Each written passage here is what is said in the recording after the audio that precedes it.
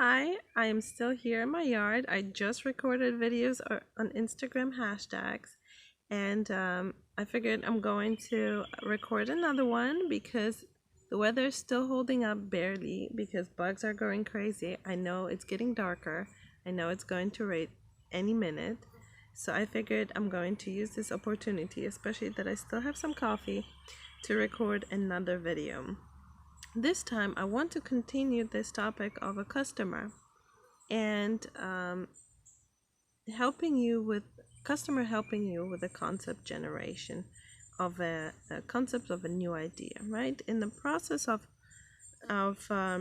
developing of product innovation, you go through idea generation that I already talked about in the past, and I'll link it to this video right here somewhere.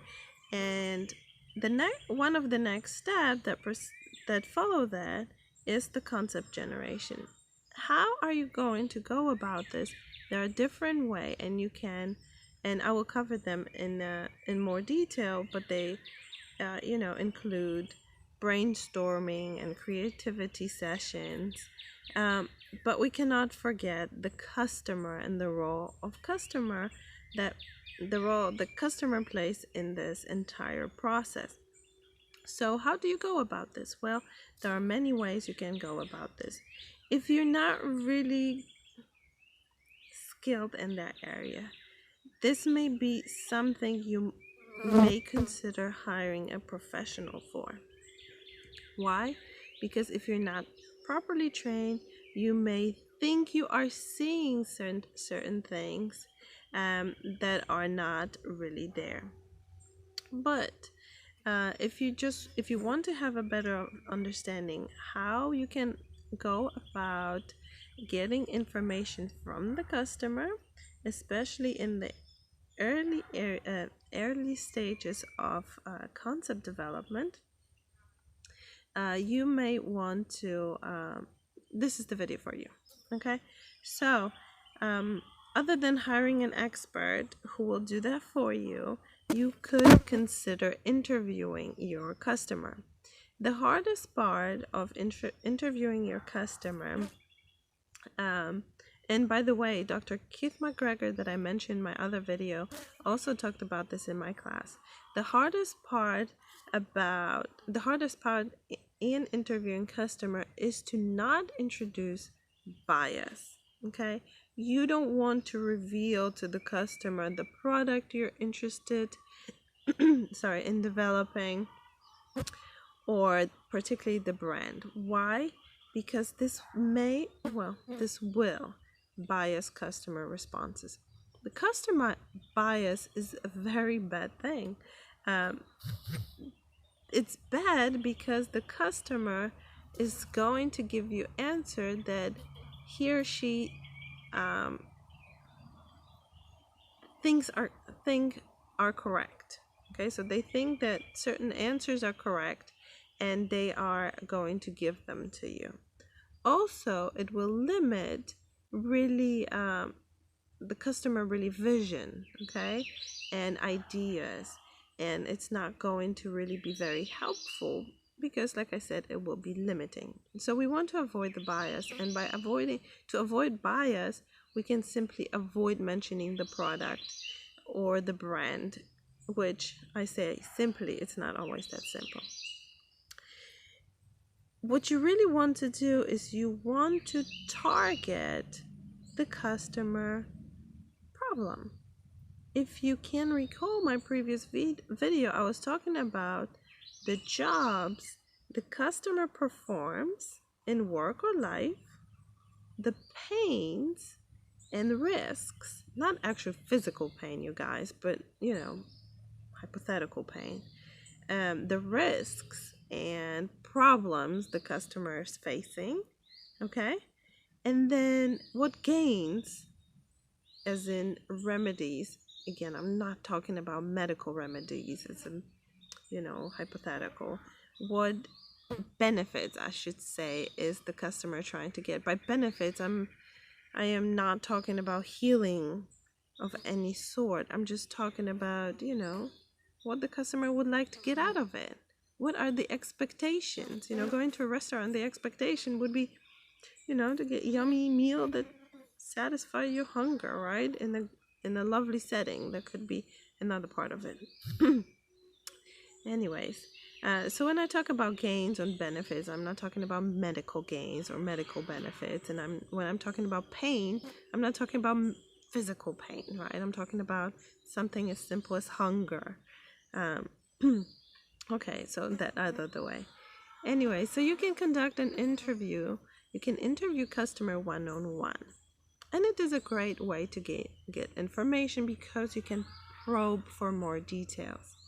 A good way to structure an interview and many other what we call qualitative types of research is to start really, really broad and then narrow it down. So it's like an inverted pyramid type of approach. So you start very broad and you try to dig deeper in terms of uncovering a particular problem.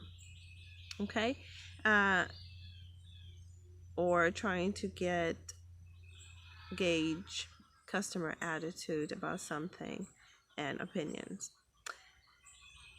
And then sometimes you will get customers saying, I really just want, since we're talking about hunger, more food in my fridge. But really the problem is not that the customer doesn't have enough food, but that the customer is hungry. Okay, so you have to realize that sometimes what customer is saying may have actually something entirely different as an underlying problem, and this is why really the expert comes in place.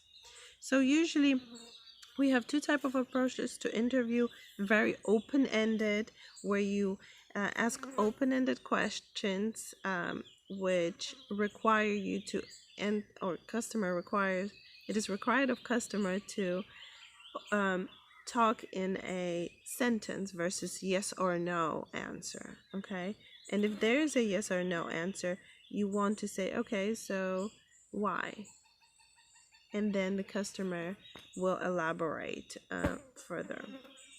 Okay, another way of interviewing customers is a close-ended, very much like a survey, where you ask customer on a scale. I really prefer those type of surveys to be done, in a different way than just, one-on-one interview. One-on-one interview is really the best way to get the depth of information in terms of, open-ended type of questions, because you can do a close-ended survey using other cheaper methods. So open-ended, probing for more details, digging deeper, trying to uncover the actual problem, and potential, give you an idea of potential solution. Okay. Next, what else could you do? You could do a focus group. Focus group is where you have several individuals in. Man, the bugs are really bad. It will rain in a minute. Focus group is where you gather individuals that meet certain characteristics that you would pre-screen and then invite them to a focus group. And focus group usually consists of anywhere 5 to say 10 individuals. Some sources say up to 12. I would say 12 is far too many because it's going to be hard to get answers from these people. So you have these people in the room for about 60 to 90 minutes, not longer. You want to make sure you ask them questions, and don't just go around the room having answer same question individually. Try to encourage them to have a discussion, because the biggest benefit out of a focus group is to get a discussion going among participants, okay, and see really what they as a group may uncover together. You will uncover what they are talking really about. They won't uncover it. It will be a discussion. But the benefit of a focus group is that there is that discussion. In the interview, you don't have the discussion among the peers. You may have a discussion with the participant, but there is no peer interaction, which you have in a focus group. Okay, next way of collecting data from customers is by observation. You go out there in the field and you just watch people. Now in skincare, it's a little bit harder to do observation. It's not like you can sit in the shower with somebody and watch them, take a shower. That's a little creepy. So you may rely on different um, type of data collection, like an interview or a focus group. Maybe not a focus group, that may get personal. So interview could be the best way to gather information. But when it comes to skincare, focus group may be a good idea, right? To see what people are talking about, whether there is agreement, disagreement on certain topics. But observation, what happens in observation, and there are different types of observation. It's really too much to cover in a short YouTube video.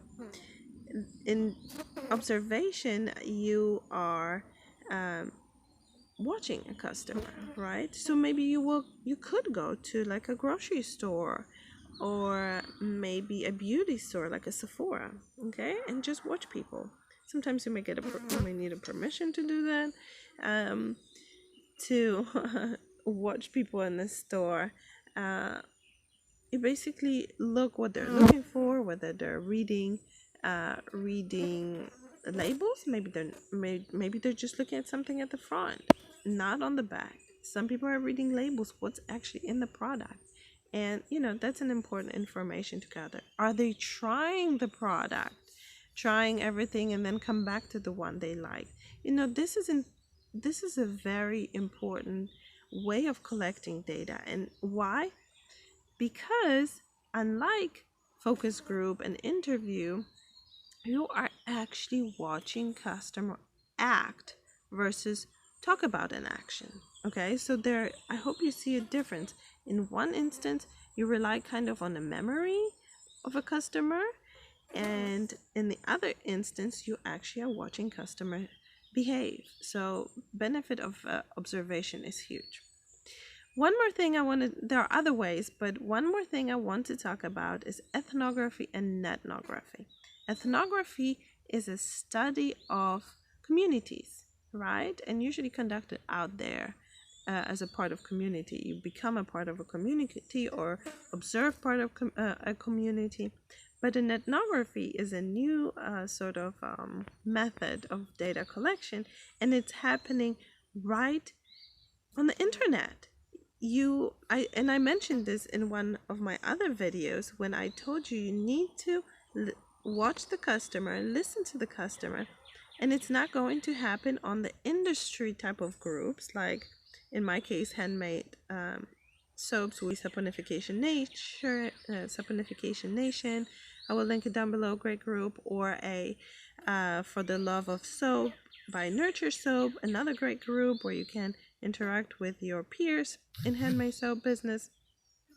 But where you really want to be, or if you're in a different industry, it doesn't matter, all industries have their own little groups, but but you really want to be in the group where the customers are. You want to see what they're talking about, and they're the ones providing you the depth of information, okay? And you're just sitting there on your, say, Facebook or Reddit or any other place where you can read where customers are talking about live right now. It's happening right before you, right? People are posting, commenting, giving each other feedback, brainstorming on what they need, or telling you literally what bothers them. I'm not talking about your group for your brand, but just a general, say, Facebook group, beauty group. Or if you're in a different field, like in a fitness field, right, you may want to be in a group where people try to lose weight. Or if you're offering products for mom, you may want to be on the group like Moms Unite. I actually don't know if Moms Unite exists, but this is just an example, okay? So regardless of the industry, you may want to be in a group where your customers are and see what they're talking about. You don't have to and shouldn't really ask questions there. Just watch them. They are posting on the topics that are relevant to them, and they have that discussion. So this is a type of my doggy right here. This is the type of research you could do on the internet right there, fairly low cost. You know, do it once a week, twice a week, and just read for 30 minutes what people are talking about, okay? Or go on Reddit and read their depth of information from your potential target market, okay? Learn from that. I recently published an ethnography on reviewing communities, and I think this has definitely provided me with new insight. So if you haven't tried ethnography yet, I really recommend that you do. It's providing you tons of information that you can get on the customer that otherwise is very hard to find. All right, so let's look back to the things I talked about. So how can you get information for developing a concept is from customers, either relying on experts. I obviously change. I was just talking about well, yesterday really I was talking about concept generation, and then since I'm using my phone, I noticed a notification for a meeting, so I had to go. So I'm finishing this up now. So what I was saying is that concept generation is the next step from opportunity identification, right? So opportunity identification, I talk about it in the previous video, so you probably should look back if you want. And I recommended that you listen to that video. But now we're becoming more specific when it comes to concept generation, and the idea is that you need to figure out what problem, a particular problem you're trying to solve, and to figure that out, like I say, you can hire experts, and experts to either reach out to your customer, gather information from customers, or perhaps that expert is already familiar with the potential problems that the customer is facing, because like I said in the customer segmentation video, customer in daily routine has problems, is facing problems that he or she may want solving, okay? So that you need to figure out what the problem is. Where's Anna? And okay, so you can have reach out to expert, either hire them to collect that information for you, or a different type of expert that are familiar with your customers, so they may already know the problem. Next, I talk about customer interview as a method of getting qualitative depth information from your customers, which is a great way of establishing rapport with your customers and generating depth information that you can get through probing, starting broad and then narrowing down. Then I talk about focus groups, and focus groups are a great way of getting information because unlike in interviews, you have access to peer interaction. Peer interaction among the members of that group in the focus group is actually quite nice, because you may see what kind of words or statements that they're using to maybe convince another focus group member of their point of view. So that is actually quite rich information. There is a downside of focus group, which is a group thing, and I will talk about group thing next time. But like every method, it definitely comes with shortcomings along its advantages. Okay, then I talk about observation, where you can observe customer actually engaging in action or performing certain action in question. So maybe making decision in a store, maybe observing customer in a store, maybe smelling products, trying products, touching products, reading labels, whatever it may be. It all is very useful information. Reacting, that facial expression to when the customer is touching the product, or maybe checking the price. That is also something very useful. Okay, or actually when it comes to really concept generation, also perhaps using the product. Now, like I said, you can't really go in the shower when you have a skincare product, but there may be other ways, right? In this case, maybe interview could be a good idea. Then I talk about ethnography and ethnography, where you study communities online, so your customers, and maybe in groups of maybe something on the topics of interest. Maybe if it's a sporting good, maybe it's a sport shoe, which takes me to Dr. Kozinets, who came up with an ethnography. Great video. I'll link it down below for more details. Anyways, if it's a beauty, maybe there's some beauty group where your customers are talking to one another, and you can see live and gather information like that. And which takes me finally back to one more thing, because I mentioned ethnography as a study I just did and just recently, about a week ago, got published. If you want the article, send me a message. You should also be looking for ways to solve or figure out what the customer's problems are in published research. People like myself, academics employed by universities, are often required to conduct certain amount of research as part of our job, and that research is supposed to get published if it's good. And so you can Google that. Use Google Scholar and use search words that may help you find articles of your interest. A lot of these articles are paid unless you're part of a library, university library, so they may be hard to access. But there are ways you can contact the author. So for example, like myself, you can pay. There are usually $35 per piece or something like that. You can subscribe to a journal, or there are websites like, I can't remember the title. One is Academia.edu, where a lot of authors upload their articles. I never remember, so you're not gonna find many of my articles there, but other researchers do, and there are other websites who researchers like myself do this too. So you can find a lot of it that way, and then it's free for you.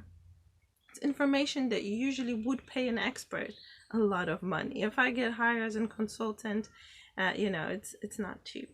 But if you gain access to our articles, you can get it free.